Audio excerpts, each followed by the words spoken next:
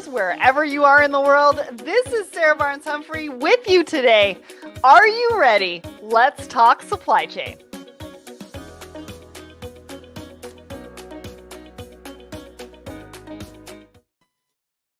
Hello, everybody, and welcome to Thoughts and Coffee. My name is Sarah Barnes-Humphrey. I'm the founder and host of Let's Talk Supply Chain, the Blended Podcast, and the founder of the Blended Pledge. And I am super excited to be here with you today because we've got Dimitri from Dole, and he was just recently featured in a Forbes article that we're going to be talking a little bit later on in the show.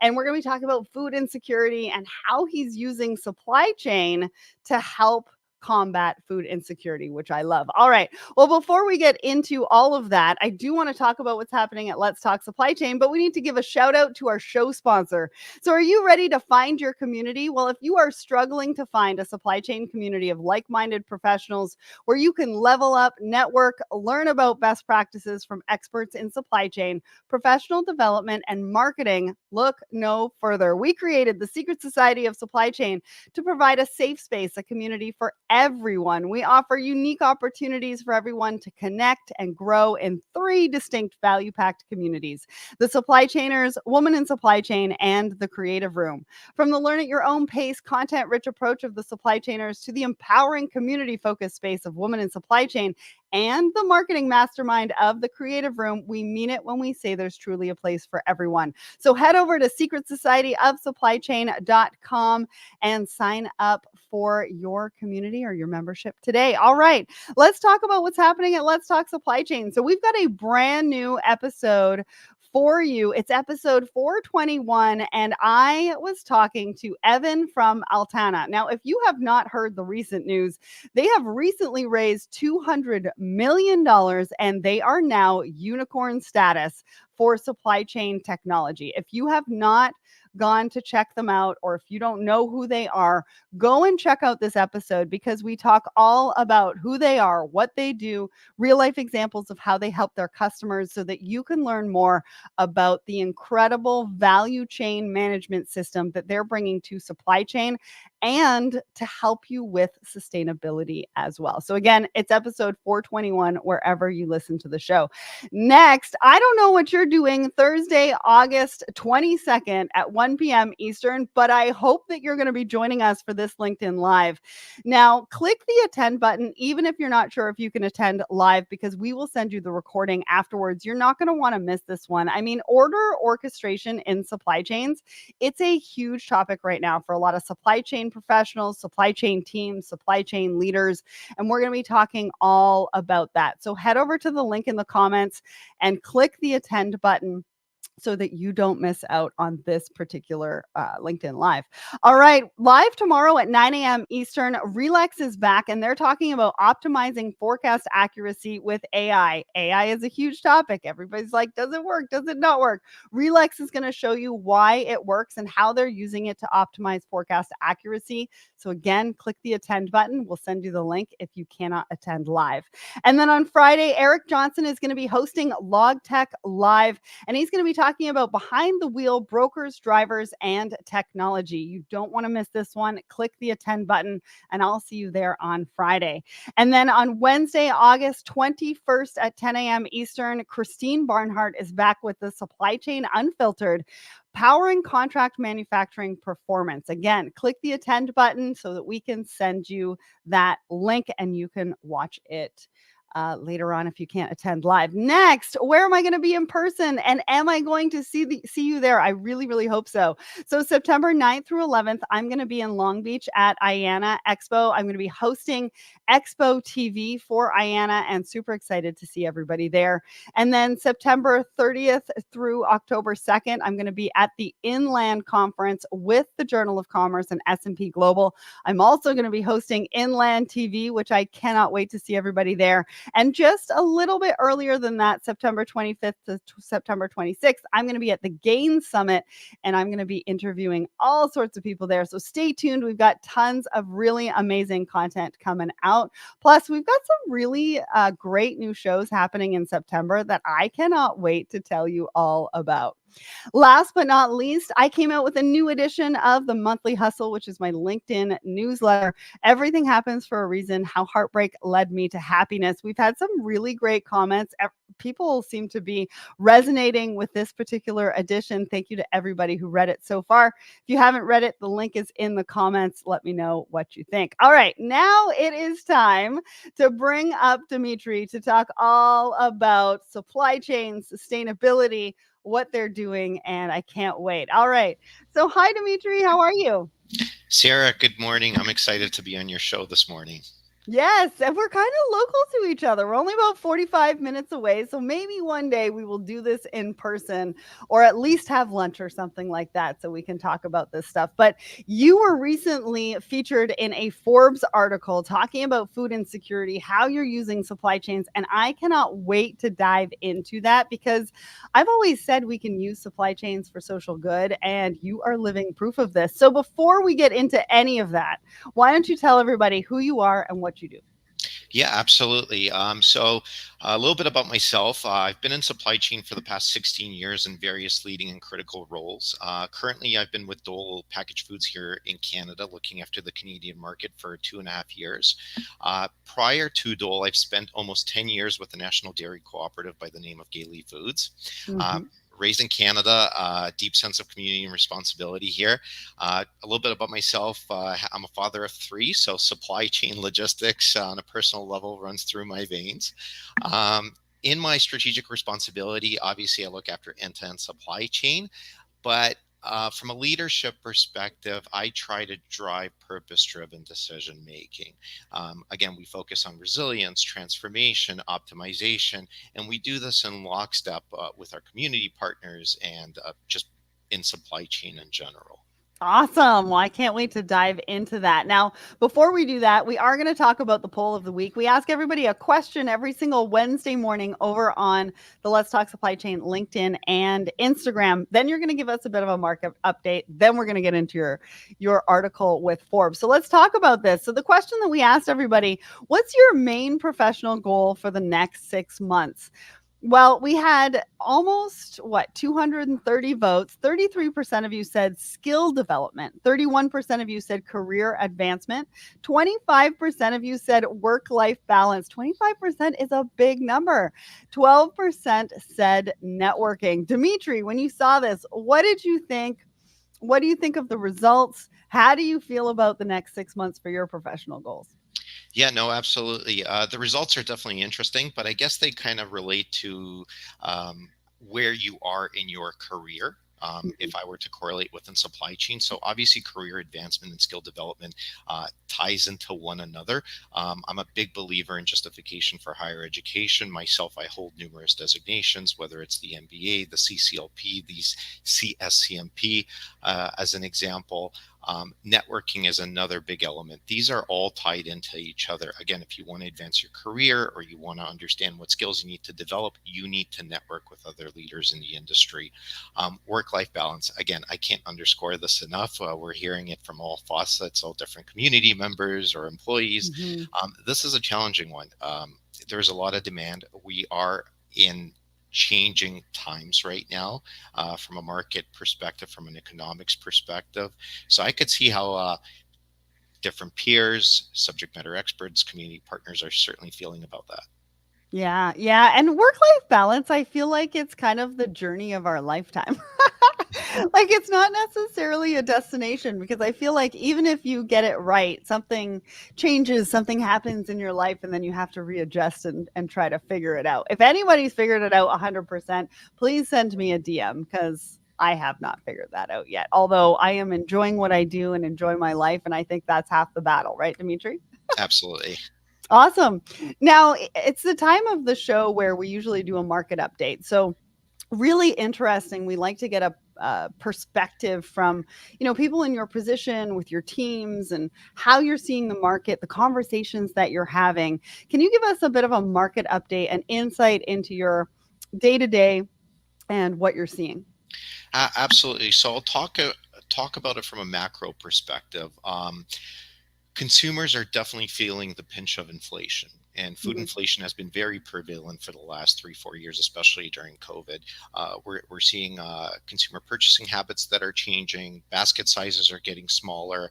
Um, they're making different choices in the marketplace, and we're definitely from a supply chain perspective trying to combat that. We're trying to deliver efficiency, how we can deliver and combat inflation, and we'll talk about the strategies throughout our discussion here. But again, we're definitely seeing the pinch.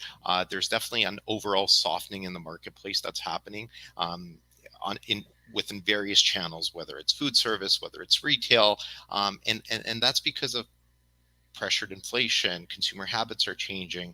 Um, and we're trying to address those issues. We're trying to be part of the solution as opposed to the problem. Yeah, well, I saw a lot of people traveling this summer, right? A lot of people are changing their spending habits to traveling. There was a lot of people. I think I spoke to 4 people who were traveling to Europe 1 week this summer, which was amazing because you never really heard of that before. But yeah, I think you're right, and I appreciate that update. I think, they are changing. We gotta figure out how they're changing and what that means to the business, but also how do we use our supply chains for good, right? Not only for the business, but also for the consumer, for our teams, for our leaders, because we all want work life balance. We don't want too much stress. All right, let's get into it because I want to spend a lot of time on this article. I thought you did such a great job. I don't know how it came to fruition. I would assume that Forbes sort of reached out to you, but I don't know how they found out about what you were doing to help solve the food insecurity using your supply chain. So I'd love to hear a little bit about that story, but then also, let's talk a little bit about how you first became aware of the food insecurity issue and how you could be part of the solution. Yeah, no, absolutely. So again, as a member of the community and just through networking and talking to community peers, whether it's supply chain or personal related, you're certainly hearing the notion and the topic of food insecurity. People are talking about food inflation. They're talking about malnutrition. You're seeing it all across, directly or indirectly. Again, joining Dole, they have a malnutrition campaign. And again, just being part of food chains in general, not just Dole, but throughout my career in general, food chains, uh, when you're working on, trying to get the goods from farm to shelf, uh, you can't help but not notice some of these prevalent topics that are happening in the marketplace or the communities that you operate within. There's a couple of fun facts, not fun facts, challenging facts that I want to kind of stress across during this call today. Not a lot of people know or are cognizant of the fact, but globally we produce 3 billion dollars worth of, sorry, not $3 billion, but we produce enough food waste to feed 3 billion people globally. Wow. And 925 million people worldwide go hungry. So again, malnutrition or food insecurity is an epidemic, but it's just mind blowing to even fathom that we have enough supply, we have enough food source globally that could be repurposed accordingly to solve these UN sustainability goals. Yeah. Just talking about the two different markets between Canada and the U.S., $161 billion worth of goods, food goods in the U.S. go to waste every year. 42 Wow. million people in the U.S. are hungry. In Wow. Canada, $40 billion worth of food waste exists, and 7 million plus uh, go hungry or have malnutrition exposure. So again, when you're thinking about these facts, they are just astonishing that, there has to be more purpose-led decision making from Mhm. any level, from any position in the food chain, where we can address these types of insecurity issues. Yeah. Well, and it's interesting to see the ratios, right? It's really just a matter of getting that food to people who need it. And I was recently had a dinner with Jennifer over at Move for Hunger. I've connected the 2 of you, which Absolutely. hopefully they'll be able to help you even more. Because some of the stats that came from this particular article, 8.7 million people in Canada alone live in food insecure houses. Now, this isn't just something that is happening in Canada. This is happening in the US. It's happening globally. Um, and you actually, I think, did 1 million servings just in 2023 as Dole alone. Was that just in Canada or was That, that in North that was America? just in Canada between Wow. Vancouver and Toronto. Amazing, amazing. And you're saying that there's probably like 2 million to go. So it's almost like, how do we get involved? How do we figure it out? But really, it starts at supply chains. It starts with supply chain leaders, supply chain professionals, understanding and designing their supply chain to, make sure that we can use our supply chains for good. Now, I'm going to bring the article back up because you actually talk about and give sort of that step by step of what people need to think about, or sort of supply chain professionals need to think about and do to be able to help design their supply chains this way. Can you sort of go through this, and how did you sort of come up with this and figure this out? Absolutely. So, if I were just to preface this just before we dive in a little bit more, it starts with purpose led decision making. So, again, from a leadership perspective, leading in critical roles, and I'm not talking about your positioning title, I'm talking about the control of the elements that you have within the scope of your role. Right. Again, from a supply chain perspective, we lead with data. Okay. We have accessibility to ERP systems. For instance, Dole operates with software that's called Blue Yonder. We utilize it for our supply and demand planning purposes. And again, through that control tower, we have visibility as to what's going on within our supply chain network. So again, once you identify that waste exists, and organically it will exist because consumers are changing their habits. You're trying to marry up supply versus demand. You're trying to time everything to the marketplace from farm to shelf. And Mhm. there are things that will ever be changing: consumer habits, like I said, inflationary pressures. So sometimes excess and obsolete inventory will exist. It exists in every network. Mhm. So one of the triggers that we had is we were tasked to kind of revisit that and relook: why would we be destroying perfectly good product when it could be repurposed within the community for a greater good?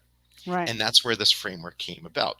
We looked at our control tower, we mapped out the perishability, which was step one in the equation. Then we developed control mechanisms. We basically identified control points along our life cycle of the inventory. And we created a push system in joint efforts and lockstep with our community partners, the food banks. So Mhm. as the inventory got to a certain perishability state, it would automatically be pushed to these community partners way ahead, from a proactive approach rather than a reactive approach. and Amazing. and that's where we come down to that last step. Again, just being proactive about it. The last thing you want to do is just continue to sit on that inventory in hopes that something else is going to transpire. Well, and I also think like this is intentionality.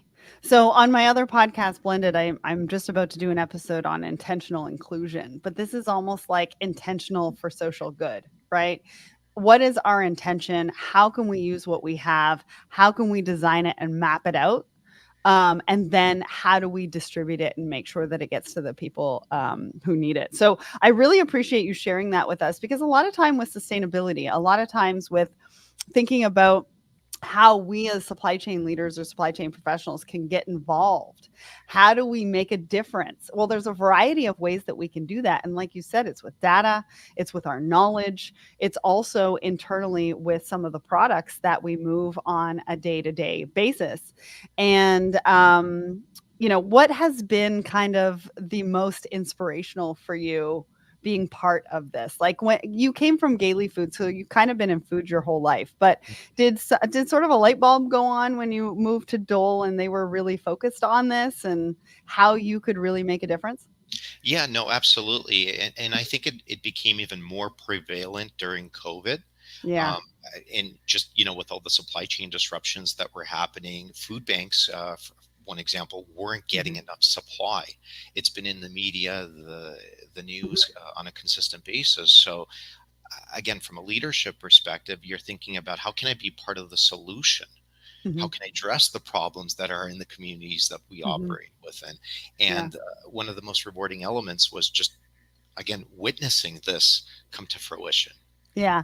And one of the things that I do want to call out, because I go to a lot of conferences and there's so much food waste from conferences. Like it drives me crazy. And I was talking to Jennifer from Move for Hunger and I was like, how do we, move some of this food? And she said prepared foods aren't able to be sent to food banks and things like that. So if anybody is out there that is working on a solution for this, or event organizers or people going to conferences, even that, making sure that food is getting to the right people, or consuming some of that food, or reducing some of the food that you're purchasing, can really go a long way and make a big difference. All right, let's get to our next article. So this article is with Supply Chain Brain, and we're talking about Denso.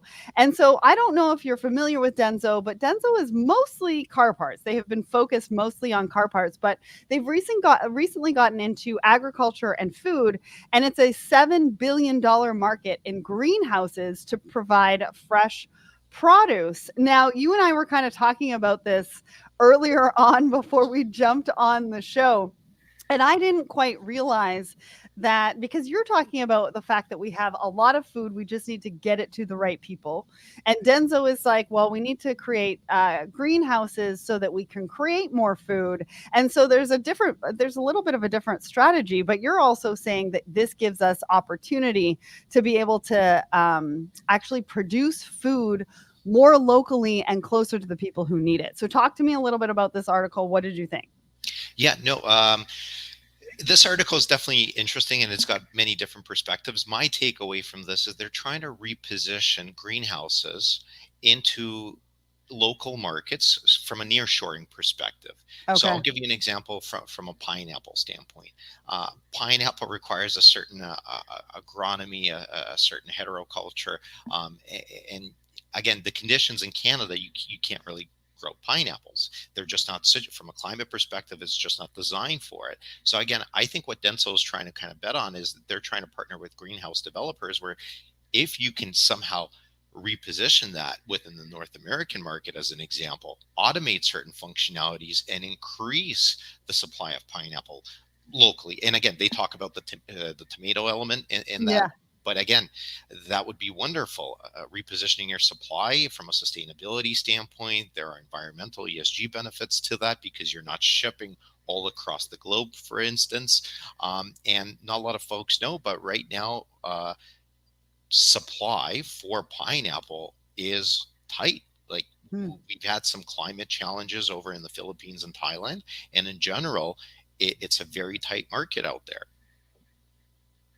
Larry over on my personal LinkedIn says pineapples for the win. I guess he likes pineapples, but yes, if we can produce pineapples in Canada, I mean that is a bit of a win. But like you said, and you just sort of sparked a light bulb moment for me, because decarbonization is on everybody's mind, and so how do we reduce how much we move food all over the globe, considering some of the places we can only produce so much, like you said, and it's in tight supply. One of the things that they mentioned, though, in this article is the shortage of water and labor, which has been a bit of a barrier to the agriculture process. Would you agree with that? Are you seeing that? It really depends on the marketplace. So Dole is vertically integrated. So labor for us, we're trying to develop communities all across the globe. That's one of the initiatives that we have underway. Mhm. But I agree, labor in general, even from a farming perspective, um, certain generations are not really leaning towards that. There's this whole AI concept, so Mhm. farming is not as prevalent, and I think that's a big risk for future generations. I think that we got to make farming more exciting Mm. in the long run. Yeah, I would absolutely agree with you, but hopefully greenhouses will help with that. All right, let's get to our last article of the day.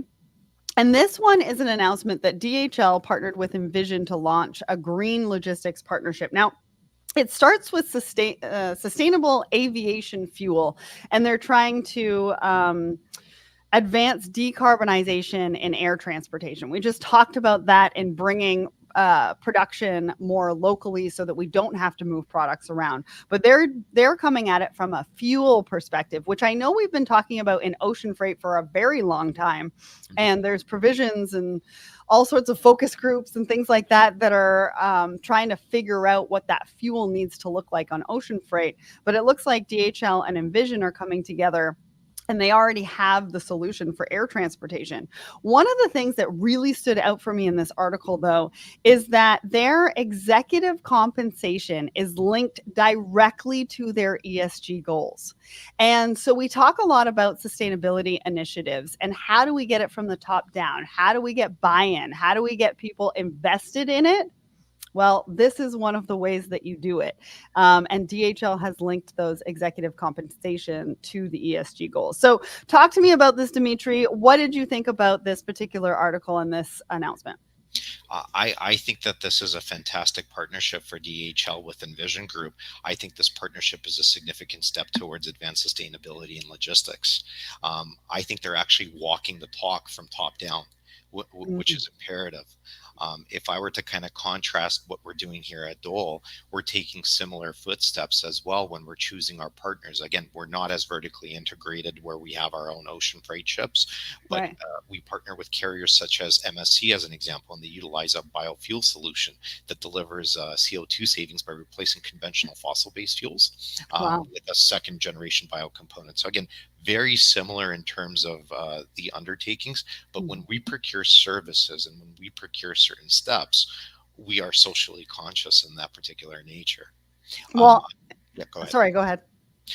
There was one other example I wanted to bring. So Yeah. we also partner with K&N from the ocean freight perspective, Kuehne and Nagel, and they have solutions towards promoting sustainability by selecting partners on our behalf that actually endeavor in these types of initiatives, such as the HO and Envision Group.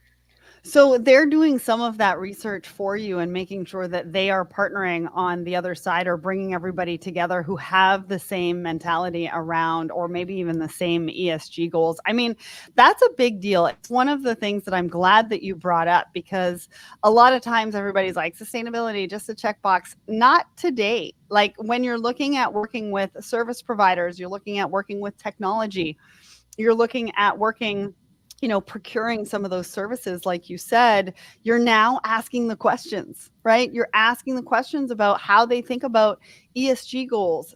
What are their ESG goals? How are you going to help us attain ours? What does that look like? How can we partner to make sure that we are, doing some social good with our dollars, but also our supply chains as well?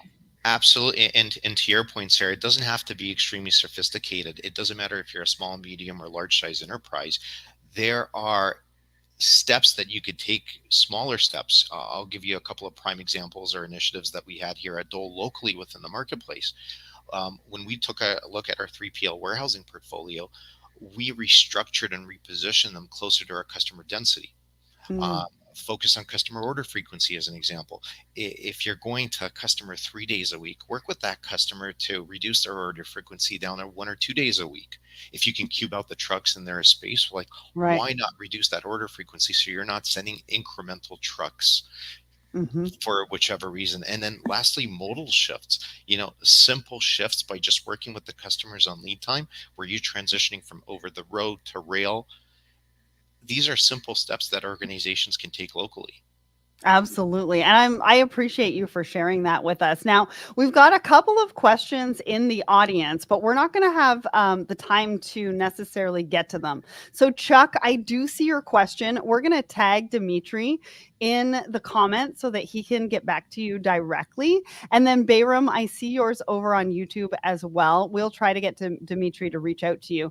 Red Phoenix says, what ERP data do you use? This one I think you can answer fairly quickly. Expiry date or other factors as well. Yeah, no, absolutely.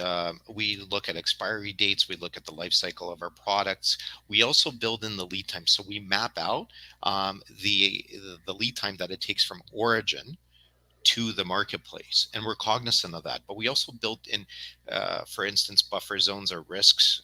For instance, if there are port delays that are happening, if there are blank sailings that are happening in the ocean freight industry, so we have to take all of those variables into account where we're mapping everything out. And then obviously we take a look at the forecast from the customers, and once we marry all of that up, we land at the net demand. Awesome. Well, listen, we've only got about 30 seconds left. I want to thank everybody who tuned in to the show today. But Dimitri, you've been the star of the show. You have helped us design our supply chains to make sure that we can be part of that social good element. You've helped us really talk about, greenhouses and producing food locally and making sure that it gets to the communities that need it. But then also talk about your ESG goals and how you look at the partners that you're partnering with. So I just want to say thank you so much for joining us today. And we'll see everybody next Tuesday at 10 a.m. Eastern.